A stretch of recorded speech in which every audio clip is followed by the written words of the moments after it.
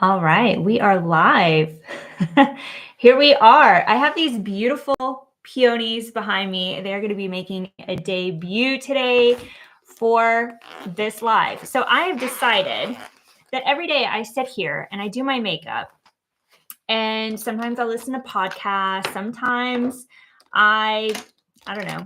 I was going to say chat with friends, but that is a lie because usually they're sleeping due to time difference. And today I was like, you know what? I'm just going to start a filter of unfiltered with Francesca while I literally get ready for the day.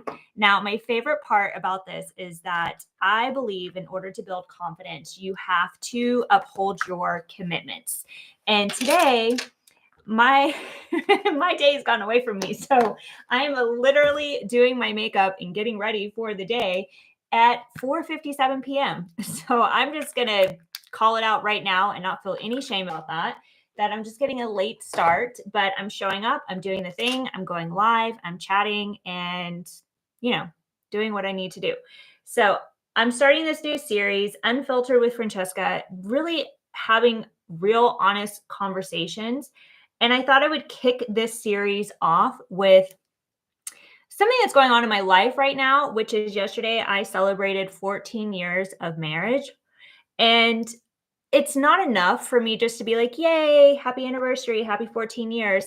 There comes a point where one, marriage is, I'm not going to say marriage is hard, but marriage is an active commitment. That's one thing. And the second thing is that when you have had any type of childhood trauma, um, you aren't really modeled great relationships. So the fact that one could celebrate 14 years of marriage is a huge success. So I thought about it today and I was like, all right, what are 14 lessons that I have actually learned being married for 14 years? And I wanted to dive through them with you today. So I'm going to share 14 things no one prepared me for. And it's not because I have a perfect relationship or I'm here to give relationship advice, but it's because I've had to unlearn a lot of bullshit to build a relationship that's real. And anyone, I think, who's had long term relationships can agree that it is a work in progress. So if you're in a relationship or you're recovering from one or wondering if what you've got is actually healthy, this is for you. So the first lesson that I want to tell you about is that marriage is not about being chosen. I think as little girls, we have been sold this lie that if we're pretty enough, if we're nice enough, if we do enough, that we'll get chosen. If we have the perfect body, if we tell good jokes, if we have a great career, a college degree, I don't know, insert here, whatever the thing is that you think you need to have in order to, wow, I didn't have this on at all. I was like, why am I so dark? In order for you to be like chosen as someone's partner, it's a story. It totally is so irrelevant. Like, I feel like so many women are out there, or especially like when I was younger, like if I'm chosen to be married, I've made it. Like somehow I have a leg up on the competition. I've been chosen. And it doesn't matter if you're good enough, you're pretty enough, you're loyal enough. It's not about someone picking you because this sets the worst tone you could ever have for a marriage because you don't realize that marriage is actually two people picking each other every single day. So it's not that, like, especially as women, I feel like we have glamorized this idea of being chosen. And I think that's why a lot of us end up in relationships that don't even light us up on fire because just in the moment we were so grateful. I know when I got proposed to, I said thank you over and over. Thank you, thank you, thank you. Like somehow I had won some sort of prize. And as much as I want to be like, I don't know what was wrong with that girl, I do know what was wrong with that girl. Like, I was raised by a mother who battled addictions with alcohol. I entered foster care when I was 12. I lived with strangers until I went to college and then I got married at 23 and I was just like, "Oh my God, thank you for saving me. Thank you for choosing me. Thank you for seeing that I was enough." And, probably me a year ago would like cringe at the fact that I'm even having this conversation with you. But here we are, unfiltered, talking about all the things. So, lesson number one of this 14-year marriage that I'm in is that it's not about being chosen. It's not about being good enough.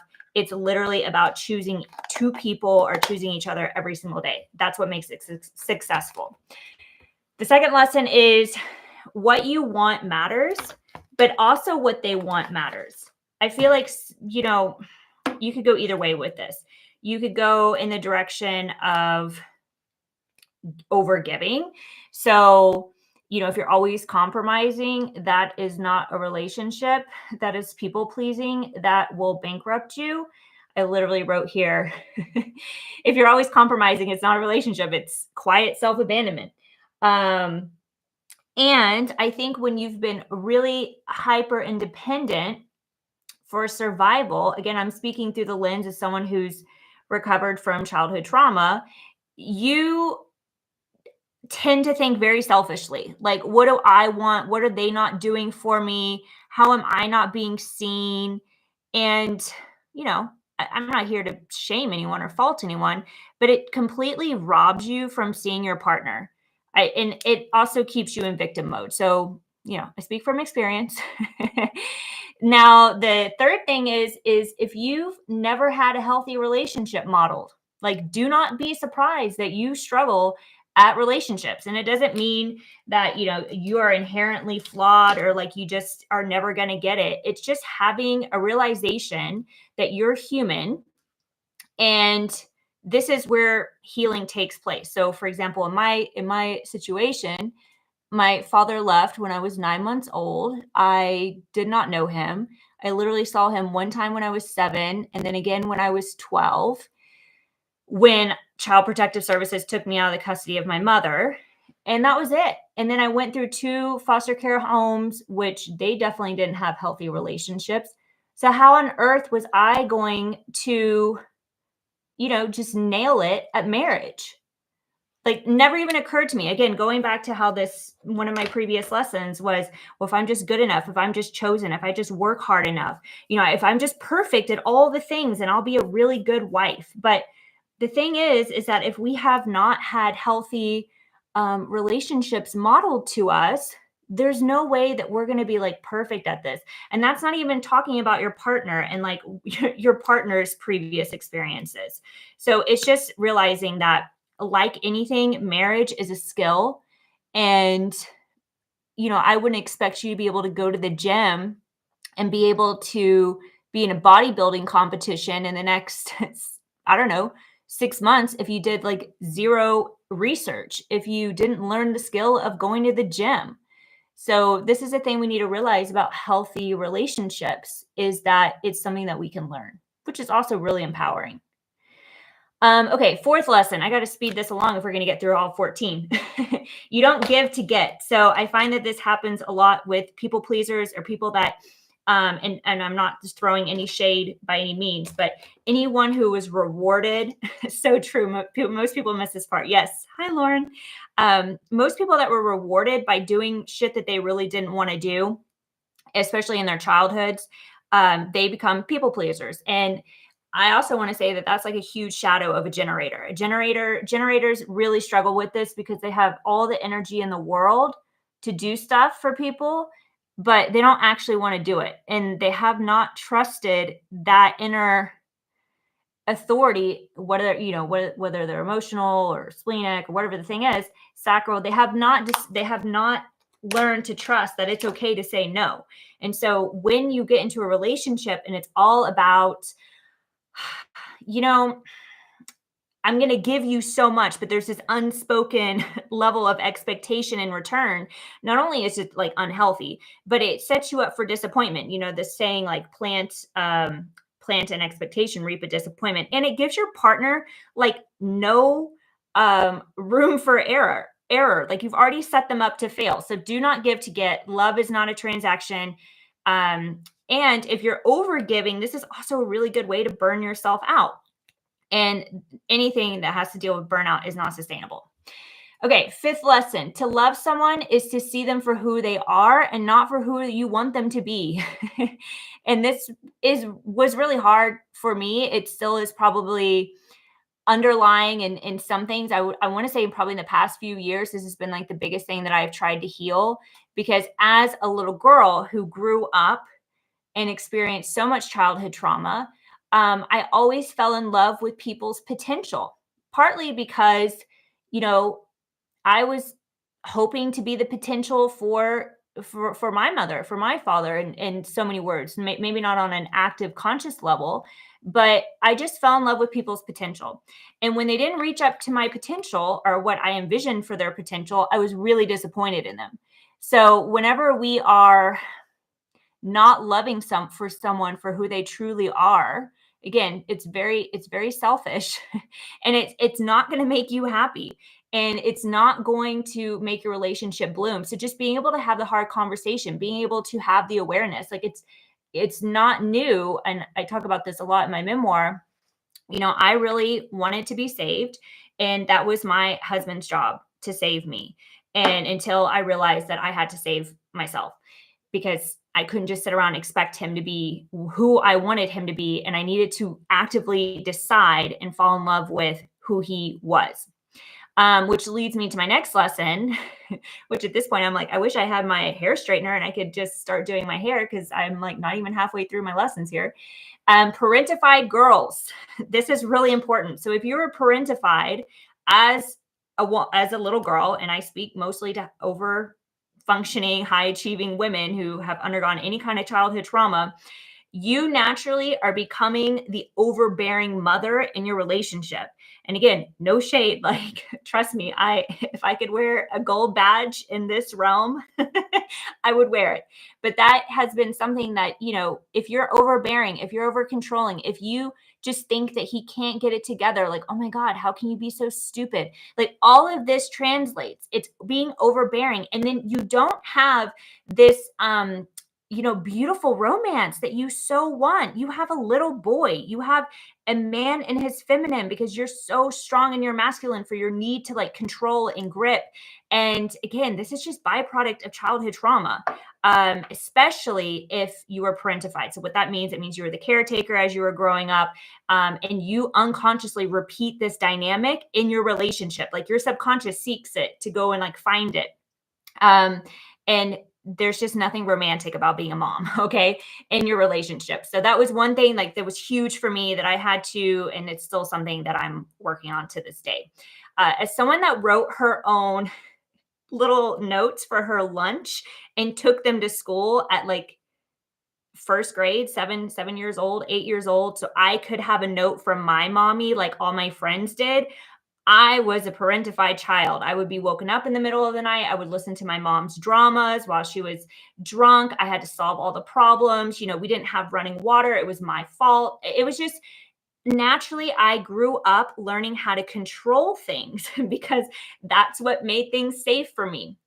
But in a relationship, when you're trying to create a life with someone and ultimately have a family with them, like that is not going to set you up for success.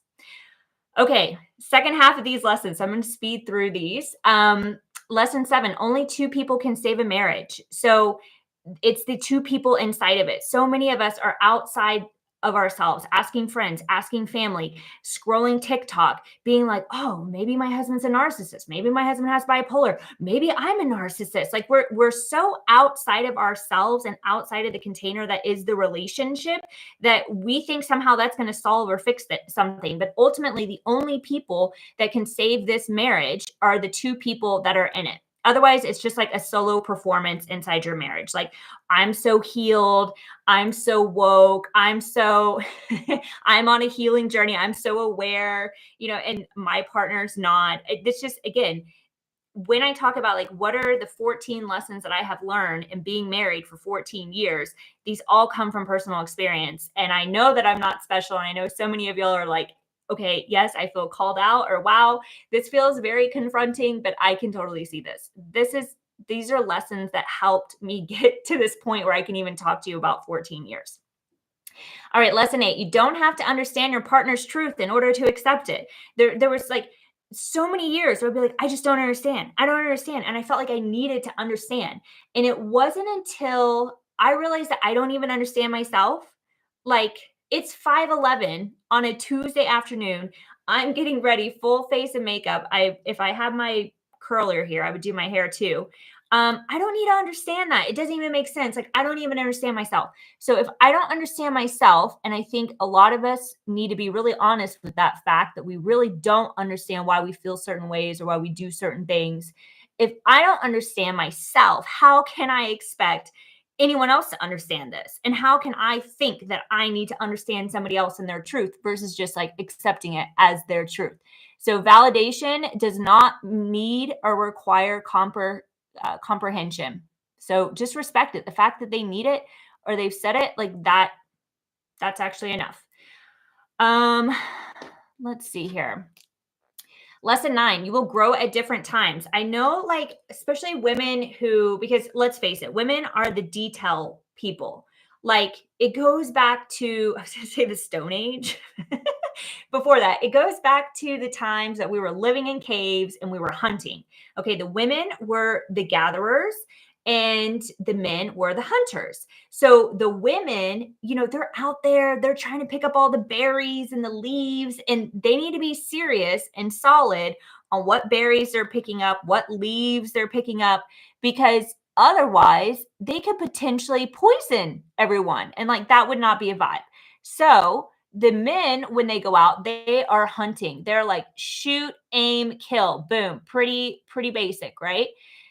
So when women are actively out there going, I'm gonna fix myself, I'm gonna heal myself, I want to push myself, I want to know more information, more details. We're wired like that. Men aren't. But then sometimes men go a little slower. And right now I'm just talking about heterosexual relationships because that's my only experience. But I'm sure you can apply this to other types of relationships. Long story short, you're going to grow at different times. Women often take that lead. They often go first. And sometimes, more often than not, they wait for their partners to do the same. They're like, well, I'm out here foraging. Why aren't you foraging with me? And it's like, well, because they hunt. It's completely different. So it's knowing that your relationship is going to grow at different rates. It's going to grow on different paths. And if you can accept the fact that you're not always going to be holding each other's hands and skipping down the path of life on the same, trajectory, that sometimes when you're walking, one might walk in front of the other, or one might fall behind, one might sit on a bench and take a break. Like it's all perfect. And I feel like, especially for women, when we start quote unquote investing in our healing journey and becoming more aware, and we see our partners not, we make that mean something about our relationship. We make that mean something about that person. We make that mean something about ourselves. Whereas that's really not required. Like what is required is releasing the need that you need to be on the same frequency 24/7. And to stop expecting that relationship to look the same year after year, because the growth is inevitable, and how you grow together is what really, really counts. So lesson 10, they cannot read your mind. No matter how nice you are, no matter how much you lay down the hints, no matter how passive aggressive you are, like you need to say what you need. Like it is the biggest gift you can give someone is honesty, integrity, authenticity. Like say what you need kindly, gently. It doesn't have to be a bull in a china shop. Even in the beginning, if you don't know how to do that, it's better than not advocating for yourself at all. But advocating for yourself is not selfish. It's not selfish. It doesn't make you a bad wife, doesn't make you a bad partner, doesn't make you less understanding. Having boundaries is not like a bad thing. It's sacred. But again, especially as women, we were not taught this.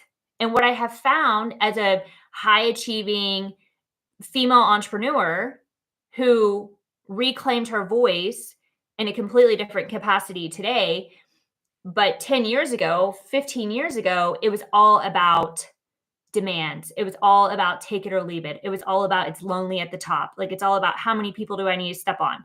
And like that's not required to get what you need. What's required is just simply letting people know this is what I want. It's kind of like when you complain a lot, like let's say you've had a really bad customer service experience and you're like, I just want to tell you all the things and why I'm so unhappy with this situation.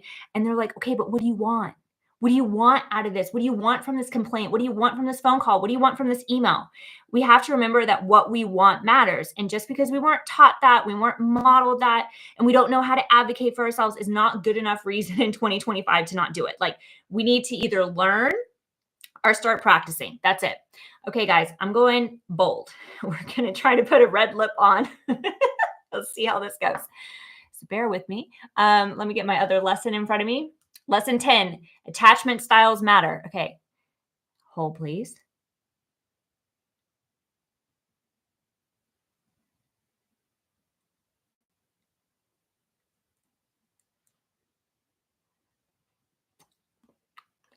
Not bad, not great, but hold on. I have to work fast because it dries fast and it's permanent.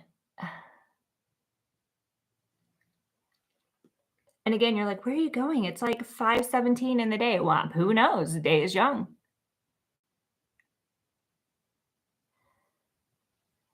All right. Let's clean that up. Okay. Attachment styles. So are you anxious? Are you avoidant? Are you disorganized? Like learn your patterns. This is huge. Learn theirs. Theirs matters as much as yours does, because otherwise you're going to be triggering each other all the time, calling it love, and then also being like, I don't understand why this keeps happening. And I'm going to give you a real life example. Hold. So this stuff, by the way, is amazing. Super Stay Matte Ink by Maybelline. I think it costs like $7, but it literally stays. I don't care. You can give me a scenario and I've tried it and it works.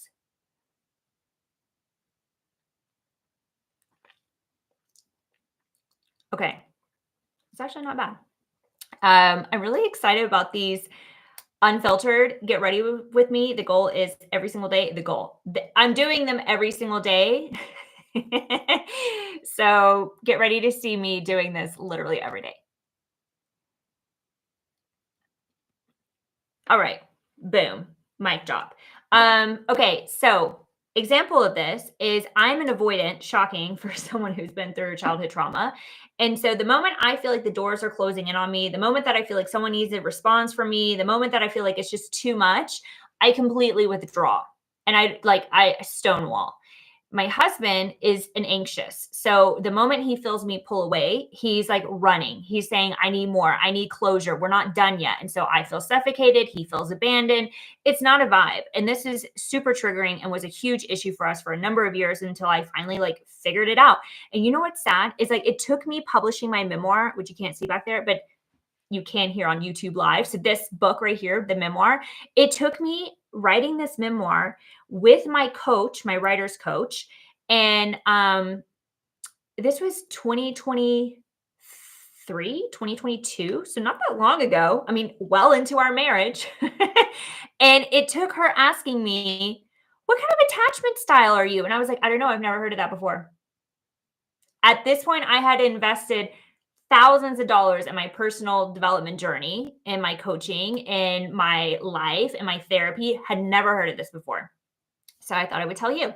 So what we did that really helped in this situation is the moment that I felt like I couldn't breathe, started to feel stonewalled, or he felt like I was abandoning him, one of us would usually say, this conversation is so incredibly important to me right now because you're so important to me right now. And I love you and I care about the sanctity of our relationship in this like container. But I'm entering into a new zone now that I can't uphold that integrity. Like it's dangerous. I need a moment to take a step back, but I will come back. I will, when I'm in a more regulated place, I will be back. And in the first few times we tried it, it was, oh my God, it was excruciating to my nervous system because of course I just wanted to like book a flight and get the hell out of there and just be like, oh my God, I'm never doing this again. So it didn't come out as eloquent. It kind of came out like, I love you and I need a minute, or I'm going to destroy this relationship. I just need but I'm coming back. It was always like that, but I'm coming back. And that gave so much relief to him where he could kind of like let go. And now over the years, we've gotten a lot better about that. So I really hope this is helpful in these 14 lessons. I try not to make them like cookie cutter. I literally sat down. I put a lot of thought into this because I was thinking like, what would I have wanted to know and what has really helped me? Okay, lesson 12. We're almost there, guys.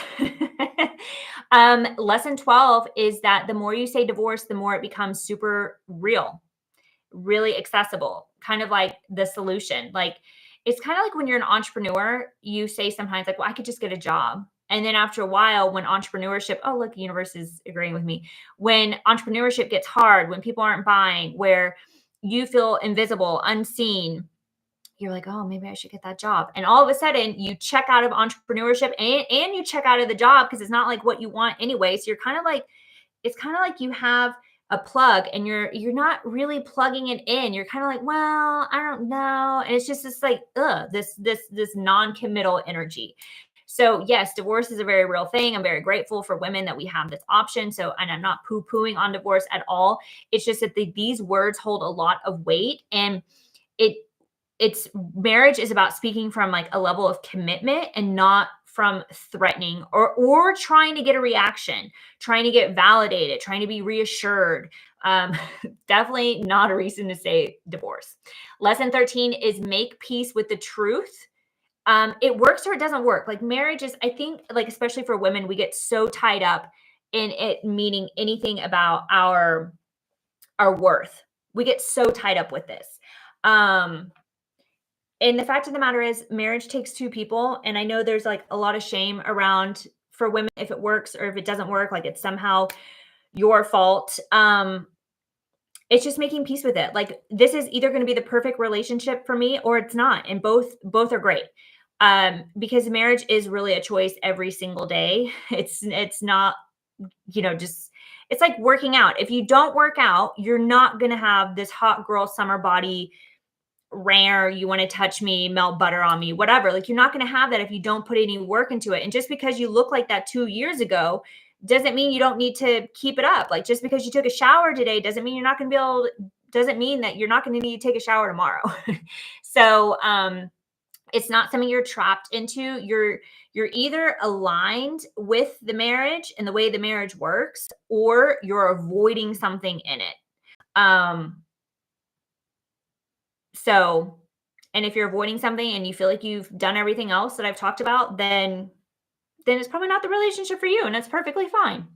So lesson 14, it's not their job to complete you. I think this is another bold-faced lie that we have been taught, especially as women, that we don't want to feel disappointed. So we somehow expect other people to complete us. They're my better half. They're my other half. Like, no, we are two people deciding to do something crazy where we're trying to co-create a life together, even though we're two completely different people, completely different genders, two completely different interests in life. In my case, huge age difference, 12 years, cultural background. My husband's German, I'm American. But it's not their job to complete you. It is your job. Marriage is just simply the mirror of how well you're doing at that. And it's nothing that you're that's going to fix you. It's like kids don't fix you. So if you're half a person going into something, you're going to be coming out more lost than ever before. And the beautiful thing is that like marriage really can help you come back home to yourself, because normally your partner is, and I'm really speaking towards like healthy relationships, but I'm not here to decide what's healthy and what's not healthy. But ultimately, it's a really safe place for you to come back home to yourself. That's why these 14 lessons, I've learned them over the course of 14 years. So that is my unfiltered list for our first unfiltered. Get ready with me. That's 14 years, 14 truths, no fairy dust, no fillers or filters. And if anything landed for you, like drop me a comment down below. I'd love to hear from you. Send me a DM. Let's chat. If you are realizing this was a hard truth for me, but that you've been performing for love instead of receiving it, then I want you to know, like, there isn't this like massive 5-step program to like fix yourself to be worthy of like a real partnership. It really starts with coming home to yourself. And as simple as that sounds, a lot of times it's releasing the hopes for a better past. So I'd love to hear from you. As always, I'll be back tomorrow for another unfiltered, same time, same truth.